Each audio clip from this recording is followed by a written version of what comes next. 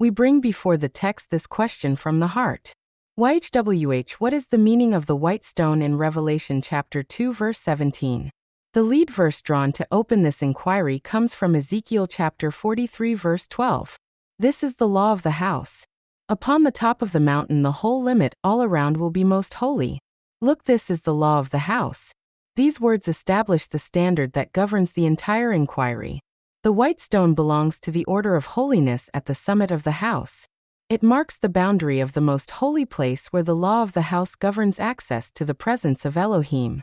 The draw weaves together the themes of priesthood and consecration from the very beginning.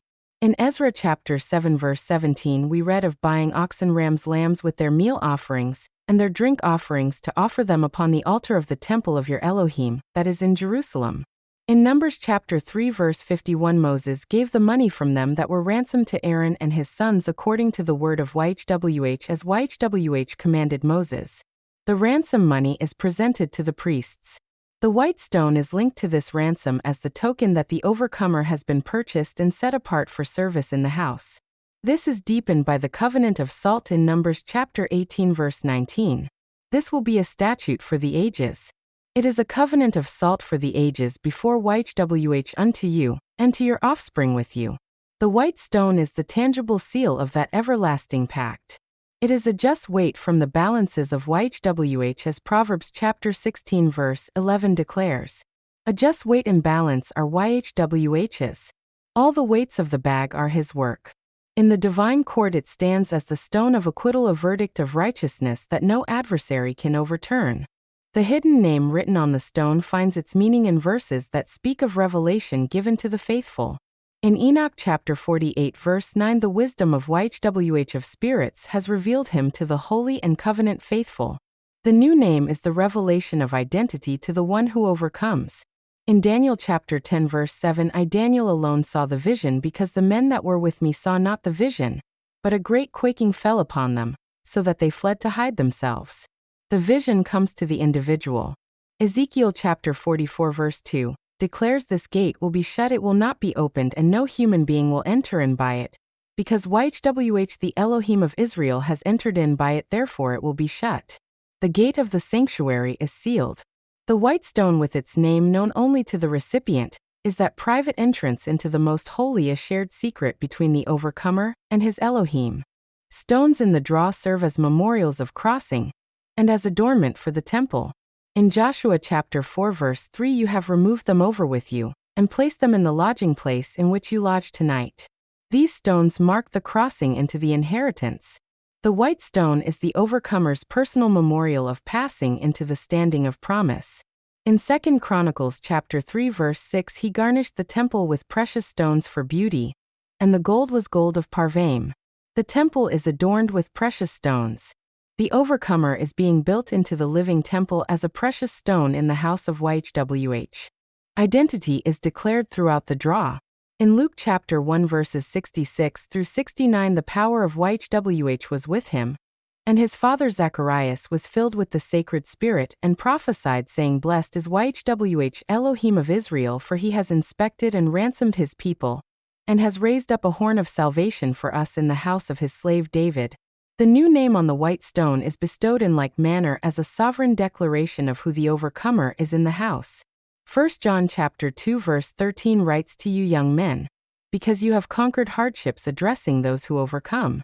Philippians chapter 3 verse 15 says, Let us therefore as many as are perfected be so minded, and if in anything you are otherwise minded, Elohim will reveal even this to you. The name hidden on the stone is a present secret, yet Elohim will reveal it. It is the pledge of the transformed identity that belongs to the overcomer. Inheritance stands joined with priesthood. In Numbers chapter 34 verse 17 YHWH spoke to Moses saying, These are the names of the men that will divide the covenant inheritance land to you, Eleazar the priest and Joshua the son of Nun. Priesthood and inheritance belong together. The white stone entitles the overcomer to the inheritance of Zion. In Psalms chapter 69 verse 35 Elohim will save Zion, and will rebuild the cities of Judah that they may live there and have it in possession. In Psalms chapter 149 verse 9 to execute upon them the judgment written, this honor have all his saints, praise YHWH. The saints share in this honor. The mathematics confirm that the Father is speaking through this draw. It is classified as a strong anomaly with all gates passing. The dominion triad of identity, inheritance, and priesthood converges at 5.85 sigma. The non-randomness index is 902.8%.